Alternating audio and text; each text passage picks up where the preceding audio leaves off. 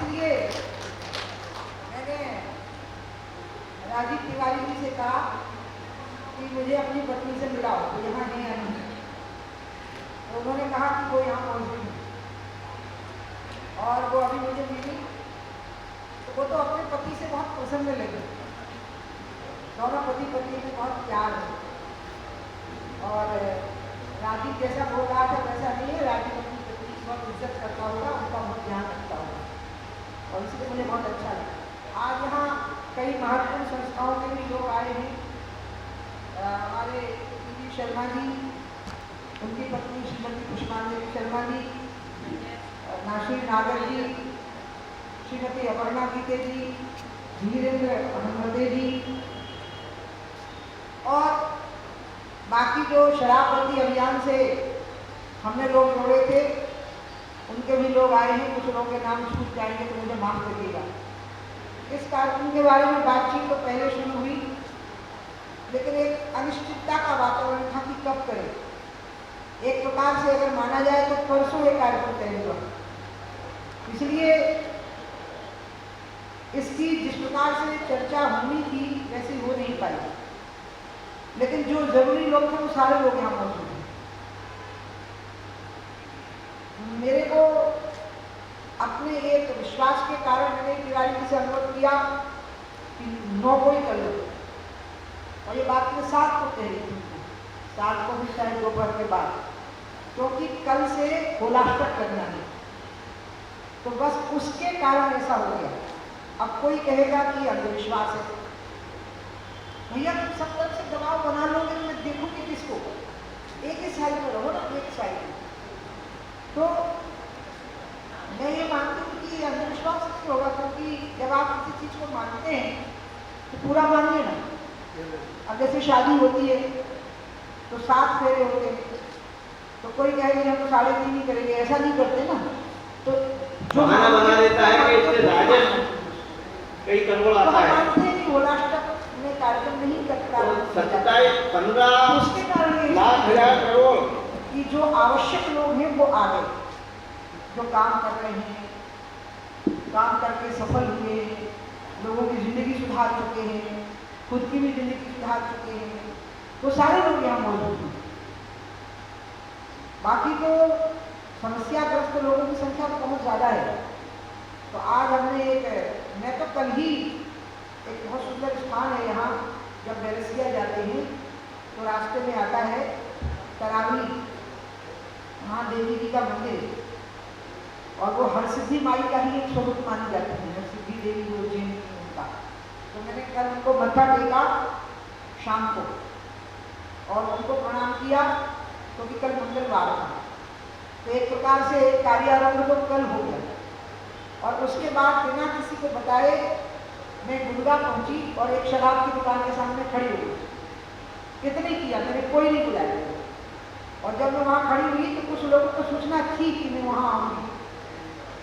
तो जब मैं खड़ी हुई तो मैंने लोगों से ही पूछा कि ये दुकान क्या गलत जगह पर बनी है?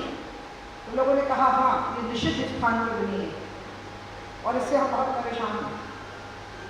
बस इतना ही करके मैं चली आई, क्योंकि मुझे लग रहा था कि होलाष्टक से पहले हमको प्रारंभ कर देना चाहिए, और कल का दिन मुझे बहुत अच्छा लग रहा था, क्योंकि जैसा बता रहे थे तिवारी जी, नशा पूरे विश्व की समस्या है, और इसके कारण लोगों की जिंदगानियां खराब हो गई, लोगों के घर परिवारों की शांति भंग हो गई, महिलाएं अपने आप को असुरक्षित अनुभव करने लगी। ये बुराइयां हैं और इनसे निरंतर संघर्ष होना है।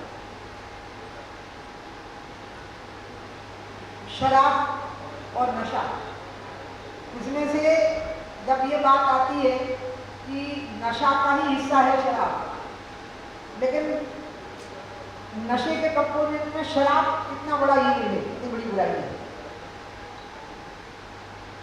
तो मुझे ये लगता है कि शराब छोड़ना आसान होता है, शराब छुड़वाना आसान होता है, नशा के लिए एक जागरूकता की प्रक्रिया चलानी पड़ती है। तो इसलिए फिर एक दिन हम बात कर रहे थे बैठ करके, मैं राजीव से ही बातें कर रही थी कि शराब बंदी सरकार का निर्णय हो और समाज उसके पीछे चले, और नशाबंदी समाज का निर्णय हो और सरकार उसके पीछे चले। नशाबंदी में सरकार समाज का सहयोग करे, और शराबबंदी में सरकार फैसले करे और समाज उसका सहयोग करे। ऐसे चलाना पड़ेगा, क्योंकि कुछ भी हो सकता है। लेकिन एक बात आ गई है सामने, राजस्व की वसूली का। अब राजस्व की वसूली एक ऐसी बात है जिसके बारे में अगर सोचते रहेंगे तो कभी जवाब मिलेगा ही नहीं। कुछ सवालों के कभी समाधान नहीं होते, कुछ सवालों के बारे में फैसले करने पड़ते हैं कि हमने ये फैसला कर लिया, तो फिर उसके विकल्प खोजने लग जाते हैं। लेकिन हम विकल्प पहले खोज करके तैयार रखेंगे और फिर फैसला करेंगे तो वो कभी होगा ही नहीं, ऐसी स्थिति बन जाती है। इसलिए अभी मेरी बात जिन लोगों से करनी है उनसे मैं करती हूँ, लेकिन मैं ये बताना चाह रही थी, इसलिए आज मैं सुनना चाहती थी और मैंने सुन भी लिया। पहले ही आना चाहती थी, लेकिन मुझे जब बुलाया गया तब आई हूँ मैं। ये इंप्रेशन ना मुझे बहुत डर लग रहा है क्रिएट हो जाए कि मैं इस अभियान की नेता हूँ। नहीं, मैं इस अभियान की नेता नहीं हूँ। मैं उन करोड़ों लोगों की तरह हूँ जो ये मानते हैं कि नशा और शराब नहीं होना चाहिए। मैं एक किसी तरह की व्यक्ति हूँ, बस मेरी सामर्थ्य है, मेरी सामर्थ्य दूसरों की तुलना में थोड़ी ज्यादा है, इतनी सी बात है। तो उसकी सामर्थ्य का उपयोग मुझे करना चाहिए, सकारात्मक उपयोग उसका करना चाहिए, समाज के हित में करना चाहिए। मैं नेतृत्व करूं और मैं एकमात्र नेता हूं, मेरे वक्तव्य को ही हमारे पूरे अभियान की पॉलिसी डिसीजन माना जाए, ऐसा मैं बिल्कुल सोचती नहीं। उसी से मैं डर रही हूँ कि मैंने कोई बात कह दी तो कहीं ऐसा ना हो जाए कि वो ये माना जाए कि एक नीतिगत निर्णय हुआ, सबके साथ बैठकर वो बात मेरे मुँह से निकली है। नहीं, ऐसा बिल्कुल नहीं है। इसका तो बहुत लोग काम कर रहे हैं, बहुत समय से काम कर रहे हैं, बहुत जिम्मेदारियों को सुधार दिया है, उनकी वजह से बहुत लोग नष्ट होने से बच गए। जैसे गंगा का ही अभियान था, तो मैं हमेशा बोलती थी कि गंगा कोई मैंने बनाई है, गंगा तो राजा भागीरथ की तपस्या से आई और करोड़ों साल पहले आई, और उसको बनाए रखने में करोड़ों तपस्वियों ने उसके किनारे तप किए थे। हम तो उन लोगों में से हैं जो ये मानते हैं कि गंगा को अविरल और निर्मल होना चाहिए, और जितनी मेरी सामर्थ्य है उसका मुझे उपयोग करना चाहिए। यही भाव मेरा इसमें भी है।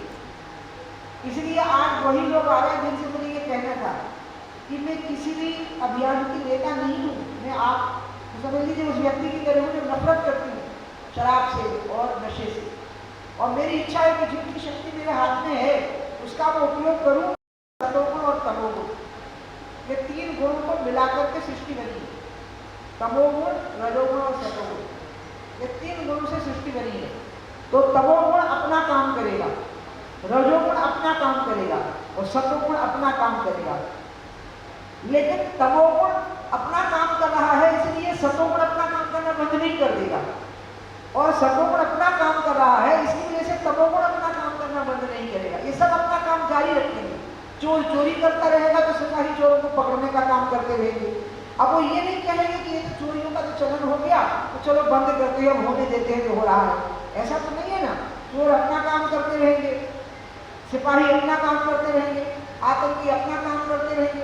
आतंक के विरोध में जो मिलिट्री फोर्सेज और पैरामिलिट्री फोर्सेज है वो अपना काम करती रहेंगी कि हमें आतंक को नष्ट करना है। तो ये तो सृष्टि ही रजोगुण सतोगुण तमोगुण से बनी है।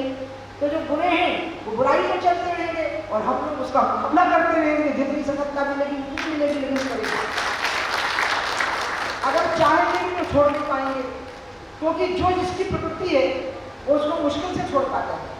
तमोगुणी प्रकृति का व्यक्ति सतोगुणी भी बन सकता है, और सतोगुणी प्रकृति का व्यक्ति तमोगुणी भी बन सकता है, और सतोगुणी प्रकृति का व्यक्ति रजोगुणी या तमोगुणी भी बन सकता है। कुछ भी हो सकता है, लेकिन एक संघर्ष है ये सृष्टि में अच्छाई और बुराई का, ये हमेशा चलता है। सतयुग में हिरण्याकश्यप हुआ तो प्रहलाद प्रकट हो गए, फिर त्रेता युग आया तो रावण हुआ तो राम का अवतार हुआ, फिर द्वापर आया तो कंस हुआ तो कृष्ण का अवतार हुआ, और कलयुग में भी लोग कहते हैं कि एक अवतार होगा। अवतार के कई प्रकार होते हैं। अवतार कभी एक व्यक्ति के रूप में होता है और अवतार कल्याण एक सामूहिक संकल्प के रूप में होता है।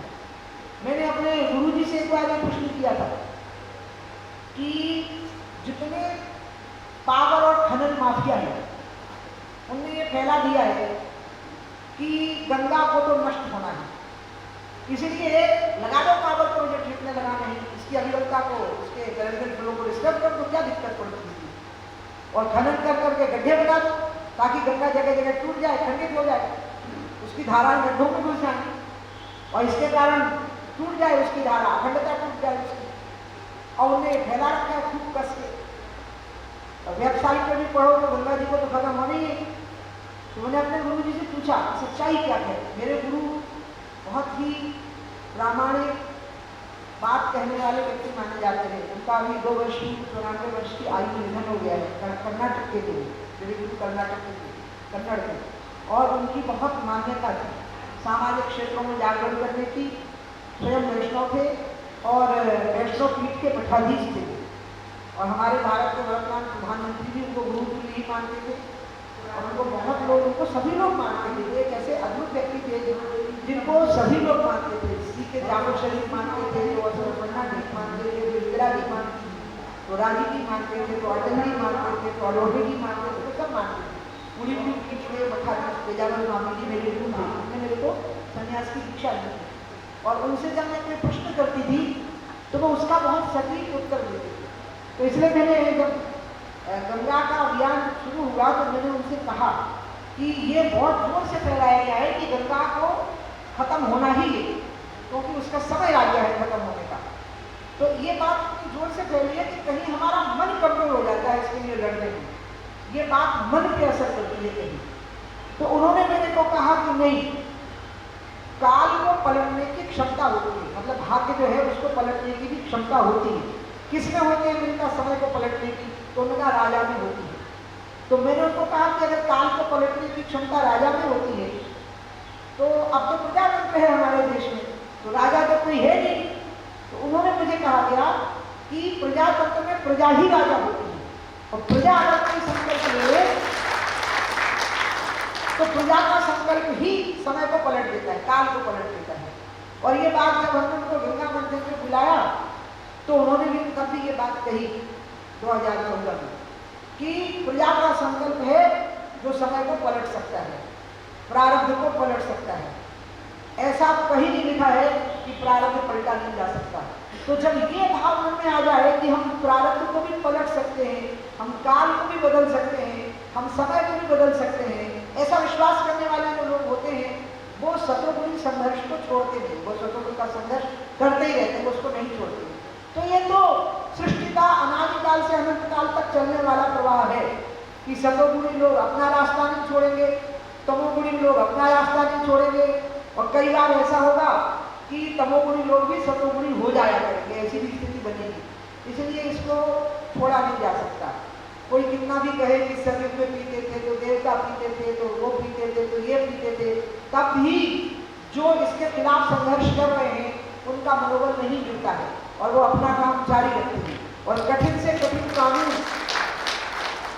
इसके लिए कई देशों ने बनाए हुए हैं, मृत्युदंड तक के प्रावधान हैं और इसमें कई लोगों ने, कई देशों ने अपने आप को बहुत हद तक इस बुराई से बचा भी लिया, खासकर जो छोटे देश थे, नए निर्मित देश थे और जो कठोर कानूनों के आदी थे। कुछ देश ऐसे हैं, मैं उनका यहाँ नाम कोट नहीं करूँगी, वो पहले से ही इसके आदी थे कि अगर कोई दुष्कर्मी है तो उसकी सजा क्या हो, तो कठोर दंड था उसका। तो इसलिए वो पहले से ही कठोर दंड के प्रावधानों के आदी थे वो देश, और उनके नागरिक भी इसके आदी थे कि किसी अपराध का कठोर दंड का प्रावधान हो सकता है। और उसमें लगभग उनके इन्वेस्टिगेशन में इन्फ्लुएंस होने की क्षमता भी कम रहती है। और इसका परिणाम ये निकला कि उन देशों में वो ठीक से लागू कर सके। मैं उनके नाम नहीं कोट कर पा रही हूँ यहाँ पर, छोटे देश है और मुझे स्मरण में नहीं आएगा, लेकिन मुझे बात करते करते उसका ध्यान आया। तो आप यकीन मानिए एकदम साफ सुथरे मन से निकली हुई बात है, इसके पीछे लाभ हानि सोची ही नहीं। एक ही बात समझ में आई थी मेरे को कि मुझे भी उनकी तरह काम करना है जैसे सभी लोग कर रहे हैं, और इस काम में मुझे लगना है। और मैं राजनीति कभी छोड़ने वाली हुई नहीं, राजनीति मैंने छोड़ी ही नहीं। मैंने खाली कुछ दिनों के लिए छुट्टी ली, और इसे मैंने छुट्टी ली क्योंकि मैं बहुत छोटी उम्र में सांसद हो गई। बहुत छोटी उम्र में, और इतने जल्दी जल्दी चुनाव होंगे कि आप ये देखो 89 दिसंबर में मैं पहली बार सांसद बनी और 99 आते आते 4 लोकसभा के चुनाव हो गए, जबकि 4 लोकसभा के चुनाव में 20 साल निकलने चाहिए थे, लेकिन फिर मेरे तो 10 भी नहीं निकल पाए। 89 दिसंबर में चुनाव हुआ और 91 में फेल हो गया पहले, फिर 96 में हुआ और 98 में फेल हो गया, 1.25 साल बाद ही हो गया, और 99 का तो 5वां चुनाव था जो मैं लड़ रही थी। अब 5वां चुनाव जो मैं लड़ रही थी वो 10 साल भी नहीं पूरे हो पाए थे वो चुनाव लड़ रही थी। तो उसमें इतना स्ट्रेस आता है, आपको मैं बताऊं, चुनाव लड़ने में। और फिर छठा चुनाव अंत में मैंने लड़ा, झांसी से लड़ा, मतलब जीते। 6 चुनाव मैंने 6 के जीते लोकसभा चुनाव, और उसी ने मुझे 2 विधानसभा के भी लड़ा दिए। एक मध्य प्रदेश में चुनाव, मतलब जीत गई है वो चुनाव, जिता दिए गए मुझे। एक मध्य प्रदेश में जिता दिया गया है, एक उत्तर प्रदेश में जिता दिया गया, और सारे काम मेरे जितने। और कैसे काम? अटल जी जम्मू जा रहे हैं, किसी वजह से उनकी सभा कैंसिल हो गई है, एक इमरजेंसी कैबिनेट की बैठक हो गई। अटल जी बहुत पॉपुलर थे अपनी पार्टी में और दूसरी देश पार्टी में अपनी देश की। तो मान लो अचानक सरकार ने कोई बैठक बुलाई है नरसिंह राव की, अब अटल जी को उस बैठक में रहना है, तो जम्मू की सभा में कौन जाएगा? उमा भारती को भेज दो। अब बेचारी उमा भारती चली जा रही सभा करने के लिए, राजमाता जी की तबीयत थोड़ी नाजुक हो गई है, अब राजस्थान में सभा थी, कौन जाएगा? उमा भारती को भेज दो। अमित शाह की सभा कैंसिल हो गई है, यूपी में वो नहीं जा पा रहे हैं और तो सभा तय हो चुकी है, कौन जाएगा? उमा भारती को भेज दो। हेलीकॉप्टर में मैं बैठी हूँ, अपनी सभा में जा रही हूँ, मुझे मोबाइल पर सूचना दी जा रही है सुषमा जी अपनी सभा में नहीं पहुँच पा रही, प्लीज ड्रॉप देयर, वहाँ सभा कर लीजिए, फिर अपनी सभा में जाइए। फिर मेरी सभा में मैं पहुँच ही नहीं पाई क्योंकि फ्यूलिंग का वो पूरा शेड्यूल बिगड़ गया। तो जब वो बिगड़ गया तो मैं अपनी सभा में रोड से भाग रही हूँ 200 किलोमीटर, और हमारी सभा में लोग गालियाँ लिए जा रहे हैं, कहाँ है उमा भारती। मतलब मैं इतनी हैरान हो गई, आप यकीन नहीं कर सकते। मेरे जब तक ये टाइम का नहीं आया था प्रॉब्लम चुनाव आयोग का, तो मैं रात में 2 बजे तक सभाएं संबोधित कर रही थी, रात में 4 बजे तक सभाएं संबोधित कर रही थी, क्योंकि पार्टी बन रही थी उन दिनों, पार्टी को बनाया जा रहा था उन दिनों। और उसमें जो बेचारा एकदम पकड़ में आ गया आसानी से वो मैं थी। तो जहाँ देखो मैं सब जगह भेजी जा रही। मैं क्या बताऊँ सच्ची में, आज तो मैं, क्योंकि आप आराम से बैठे हो इसलिए मैं आराम से ही बातें कर रही हूँ। एक ऐसी घटना आपको सुनाऊंगी छोटी सी, कि कैसे मैं थका दी गई, थक गई अंदर। एक कार में एक बहुत बड़ा हादसा हुआ, मुजफ्फरनगर रामपुर तिराहा कांड उसको बोलते हैं। पृथक उत्तराखंड आंदोलन के लिए महिलाएं दिल्ली आ गई, तो रामपुर तिराहे पर मुलायम सिंह मुख्यमंत्री थे और कांग्रेस उनका समर्थन कर रही थी, तो वहां पर रोक दिया गया उत्तराखंड के लोगों को। महिलाएं भागी तो महिलाओं के साथ खराब व्यवहार किया पुलिस कर्मियों ने, उसके खिलाफ एक बहुत बड़ा मूवमेंट खड़ा हो गया पूरा। अब उस मूवमेंट में उत्तराखंड में तो हो ही गया, पूरा जो वेस्टर्न यूपी में भी हो गया। तो अम्मा ने, राजमाता सिंधिया जी को मैं अम्मा बोलती थी, अम्मा ने घोषणा कर दी कि मैं रामपुर तिराहे से महात्मा गांधी की समाधि तक मार्च करूंगी। अब अम्मा की उम्र कितनी? लगभग 80 साल। अब अम्मा ने घोषणा तो कर दी, मुझे पता था, मुझे कहा कि आपको रहना है इसमें, तो मैं समझ गई कि अब क्या होने वाला है। तो जितनी महिला सांसद थी वो भी पहुंच गई वहां पर जहां से मार्च होना था, मैं भी पहुंच गई। अब हुआ क्या, अम्मा तो थोड़ी देर तक थक गई, तो हमने कहा गाड़ी में बैठो, तुम दिल्ली जाओ और कल सवेरे फिर आ जाना। बाकी महिला सांसदों को मैंने कहा कि तुम लोग मेरे साथ चलो, ज्यादा थी नहीं, 10-15 थी। तो बोली हमें कोई देख ही नहीं रहा, सब तुम्ही की तरफ देखते हैं, तुम्हारी बात सुनते हैं, सच्ची बता रही हूँ, तो हम करें क्या, हमें नहीं रहना यहाँ पर। और एक एक करके सब भाग गई। अब मैं अकेली, भीड़ धूल धक्का भाषण, और मैं पूरा वो क्या बताऊं, मुझे गाली निकलने वाली थी मेरी। मैं रामपुर तिराहे से लेकर के और तो क्या महात्मा गांधी की राजघाट की समाधि तक मैं मतलब धक्के, मतलब भीड़ आगे पीछे बैठकर नारेबाजी, भाषण, ये वो, और मैं 3-4 दिन में थकी हारी अधमरी सी बिल्कुल, और फिर पहुंच रही हूँ महात्मा गांधी जी की समाधि पर। फिर अम्मा वहां मिल गई, बाकी सब अच्छा खुद हो गए, आगे बढ़िया साड़ी में। अम्मा को तो मैंने ही रोक दिया कि तुम जाओ, बहुत थक गई, बेचारी 80 साल की थी वो। अब उनको ये भरोसा नहीं था कि बाकी के भी ऐसे एक एक करके बढ़ जाएंगे। अच्छा, एक दिन मैंने तय कर लिया, तीसरा दिन जब आया गाजियाबाद, अब नहीं जाना मेरे को। तो मैं अपने घर आई दिल्ली में, गाजियाबाद से दिल्ली पास है ना, और मैं कमरे में सो गई, और मैं उठी नहीं सवेरे 10-11 बजे तक। तो पूरी पार्टी के नेता मेरे घर में पहुंच गए, उठ गए। गाजियाबाद में तो बलवा हो गया है, 15-20 हज़ार लोग गार्डन में जमा हैं और वो आपका इंतजार कर रहे हैं। मैंने कहा हम क्यों अकेले, तुमने तो ये कहा था ना कि मार्च होगा महिला सांसदों का, तो बाथरूम को ले जाओ। नहीं नहीं, वो चलना पड़ेगा, वहाँ कोई किसी की सुनने वाला हिल ले मेरे को, एक बड़े नेता को पकड़ लेते थे, वो मुझे फोन कर देता था, चले जाइए, मैं कह रहा हूँ मेरी मान जाइए, अब कोई क्या करेगा, चली जाती। ऐसे मेरे साथ पूरे चला, पूरे टाइम लगभग 25-30 साल।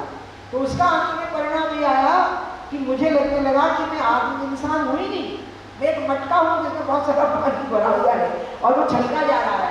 इसलिए मैंने अंत में कहा कि मेरे को ना कुछ समय का ब्रेक दे दो, मैं चुनाव प्रचार में भाग लेती रहूँगी, बहुत जरूरी जहाँ होगा वहाँ देखते हैं। अभी यूपी में सवाल जितनी उन्हें कही उतनी कर, और मैंने कहा कि कोई जरूरी बैठक होगी उसमें मैं आ जाया करूँगी, बाकी मुझे शांति से गंगा पे काम करने दो।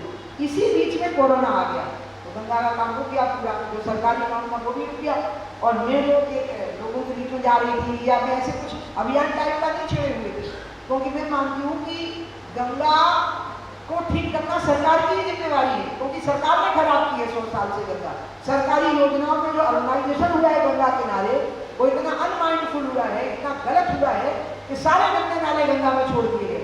इसलिए मोदी जी को तो उनको वो करना पड़ा है जो दूसरों ने गलत कर दिया, वो गलत को ठीक करने में ही उनका टाइम लग रहा है।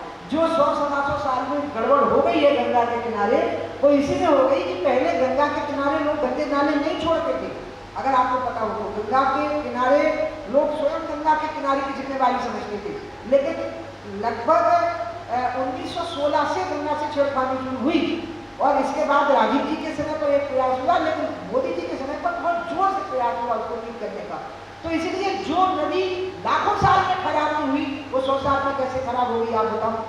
जो जंगल लाखों साल में खत्म नहीं हुए, वो 10-20-25-30 साल में कैसे खत्म हो गए बताओ। तो जो हमने खत्म किए हैं ना अपने हाथ से, और इसमें गलतियां की है ना, नाले चौक कर दिए गए हैं, छोटे छोटे नाले बहते थे, वो नदियां भी पहाड़ों से उतर के शहरों से गुजर जाती हैं। अब आपने देखा होगा पानी भर जाता है, क्यों? अनमाइंडफुल अर्बन डेवलपमेंट हो गया है, उसने नदियों का बहुत नुकसान किया है। और इसलिए मुझे लगा कि बस योजना बन गई है, अब घूमते रहेंगे और होते रहेंगे, लोगों से कहते रहेंगे। और दूसरा फायदा यह होगा कि राज्य सरकारों के जो भी इसमें काम कर रहे हैं, वो मेरे वहाँ होने भर से ही वो तेज काम शुरू कर देते हैं, कहीं देखने ना पहुँच जाए, और मैं आराम से वहाँ बनी रहती हूँ 8 दिन। ऐसे कर रही थी मैं। इसी बीच में कोरोना आ गया, और ये 2-2.5 साल जो है ये कोरोना में खराब हो गया। इस कोरोना में अचानक मेरे को एक ध्यान आया जब लॉकडाउन हटा कि एक भी आदमी शराब नहीं पीने से नहीं मरा, क्योंकि इस बीच में शराब नहीं पीनी, तो शराब नहीं पीने से एक भी आदमी नहीं मरा, और कोरोना से बहुत लोग मर गए। इसका मतलब है कि ये चीज बंद हो सकती है और इससे कोई मरने जीने वाला नहीं है। फिर नशे की बात है, व्यक्तिगत बात थी, एकदम व्यक्तिगत बात थी, इसके पीछे कोई बहुत बड़ा आंदोलन या अभियान मुझे खड़ा करना ऐसा कुछ नहीं। तो शिवराज जी को मैं मिलने पहुंच गई, और मैंने उनको कहा, उन्होंने मुझे कहा भी, हमारे उनके बीच में जब भी बात होती है तो यही होती है, या तो मैं आ जाऊँगा या आप आ जाना, अपना टाइम फिक्स कर लीजिए। तो मैंने कहा कि नहीं, अब की बार मुझे बल्लभ भवन में आना है। तो मैं बल्लभ भवन में गई और मैंने उनको कहा कि देखो एक बात खुल गई कि पूरे कोरोना काल में शराब नहीं पीने से एक नहीं मरा, और अब देखो शराब की दुकानें खुली, लाइनें लगी और लोग मरने लगे, कहीं जहरीली शराब से तो कहीं कुछ। तो मैंने कहा कि आप इसको बंद करने पर विचार करो, और इस तरह से हमारी उनकी बहुत व्यक्तिगत बात थी। और मैंने ये बात योगी जी से कही कि आप स्वयं संत हैं, आपने स्वयं देखा, तो अब आप उत्तर प्रदेश में भी शराबबंदी की तैयारी करिए। तो उन्होंने मेरे को कहा कि मैं इस पर जरूर विचार करता हूँ, और ऐसे बड़े शांत और सामान्य तरीके से बातचीत हुई है। तो जो लोग अनुमान लगा रहे थे, जो हमारे पार्टी के विरोधी, सॉरी मैं यहाँ राजनीतिक बात नहीं कर रही, इतना तो कहना पड़ेगा कि हमारी विरोधी पक्ष के जो लोग थे, वो जो अनुमान लगा रहे थे कि अब दंगल देखने को मिलेगा, नहीं ऐसा कुछ नहीं है, ऐसा कोई इरादा नहीं था, न था न है। एक ही इरादा है कि हम बातचीत के जरिए इसका रास्ता निकालें, और इस बीच में समाज की इच्छा क्या है उससे भी हम अवगत कराएं। और इसलिए मैं तो मानती हूँ कि जो संस्थाएं काम कर रही हैं वो बहुत बड़ा काम कर रही हैं। आप जिन भी संस्थाओं के प्रतिनिधि यहाँ मौजूद हो, और इन्होंने ये भी देखा कि जो नशा मुक्ति के लिए काम करते हैं उनके चेहरे पर एक परम संतुष्टि का भाव होता है। अभी ये बोल रही थी अपर्णा थी, तो बड़ा उनके चेहरे में तो शांति सी थी अगर आपने नोट किया हो तो। मैं शर्मा जी से तो मेरा बहुत पुराना परिचय है, बीपी शर्मा जी से, जब ये पुलिस में बड़े अधिकारी थे और हमारे यहाँ पोस्टेड थे, तब से हमारा परिचय है।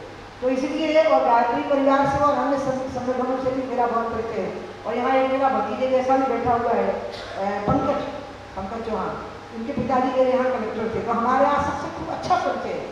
आप कभी देखिएगा इन बुराइयों से संघर्ष करने वाले लोगों के चेहरे पर एक पवित्र तेज दिखाई देता है, शांति दिखाई देती है, क्योंकि इनको संतुष्टि का अनुभव होता है, अपने कार्य से संतुष्टि होती है कि हम जो काम कर रहे हैं वो किसी ना किसी को लाभ पहुंचाया।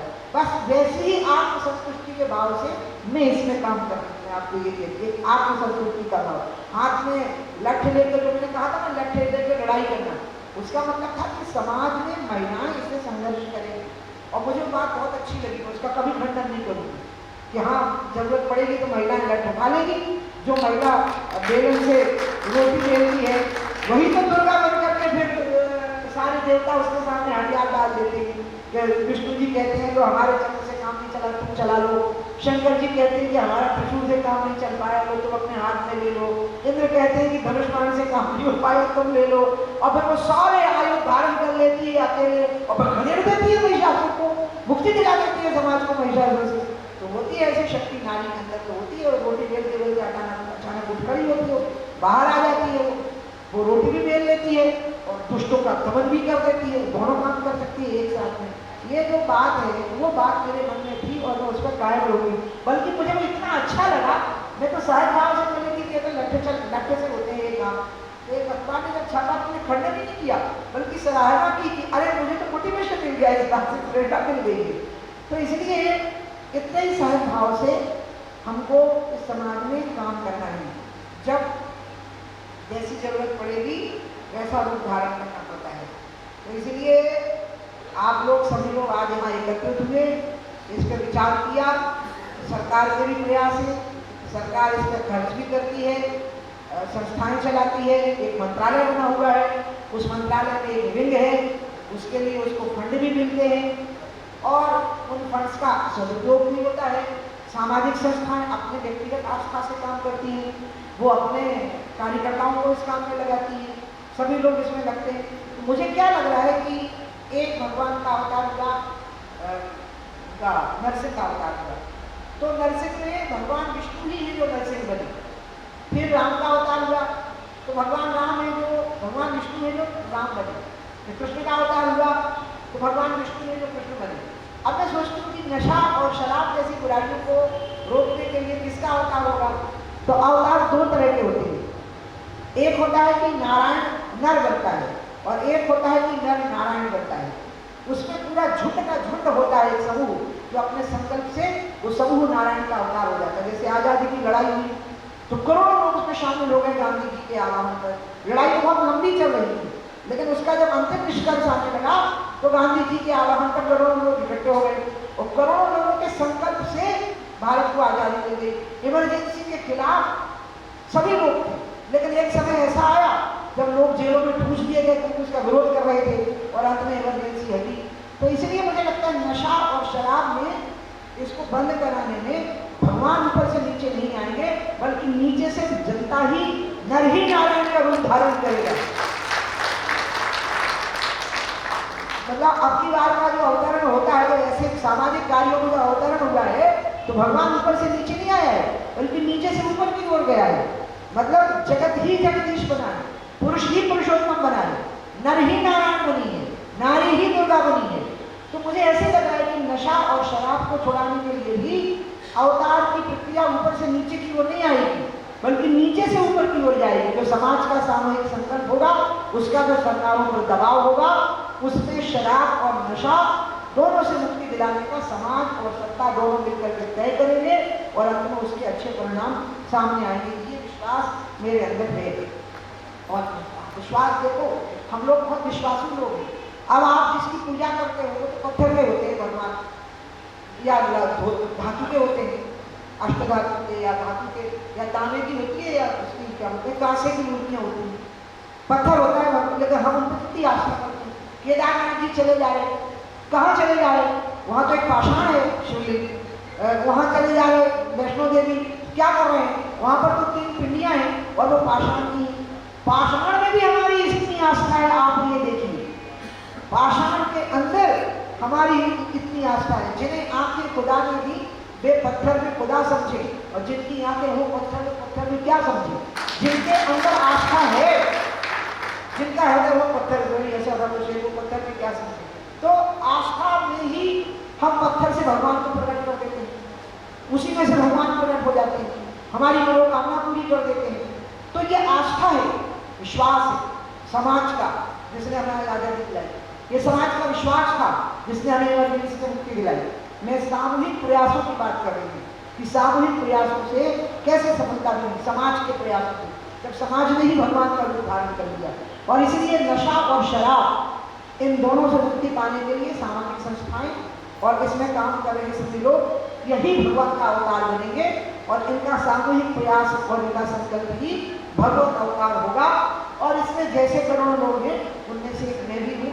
मैं आपको यही कह रही हूँ, इसलिए मैं बहुत डरती हूँ जब मैं किसी कार्यक्रम में आती हूँ, एकदम जैसे मेरी गाड़ी का हूटर बजा तो उससे भी मुझे डर लगता है कि वो लोगों को लगेगा कि देखो VIP आ गया।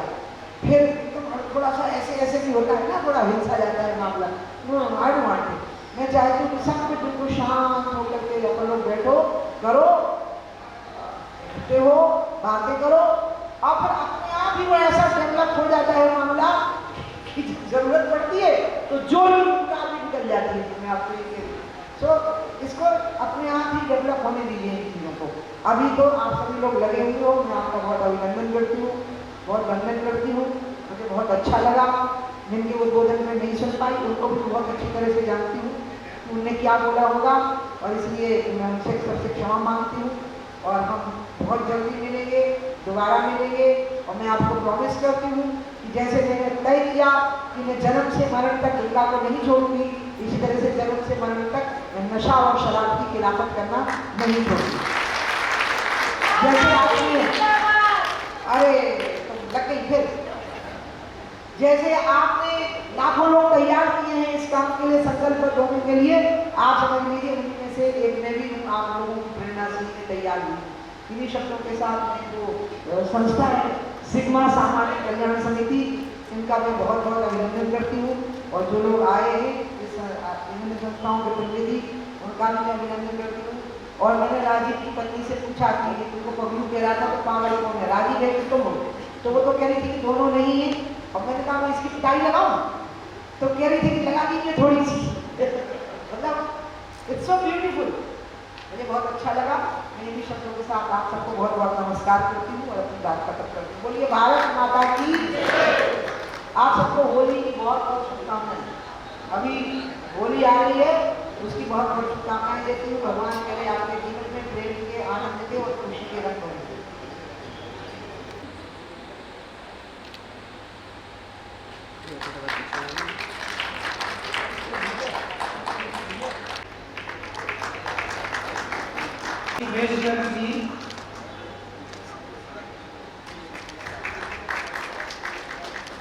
हमारे नशा मुक्त भारत अभियान के स्टेट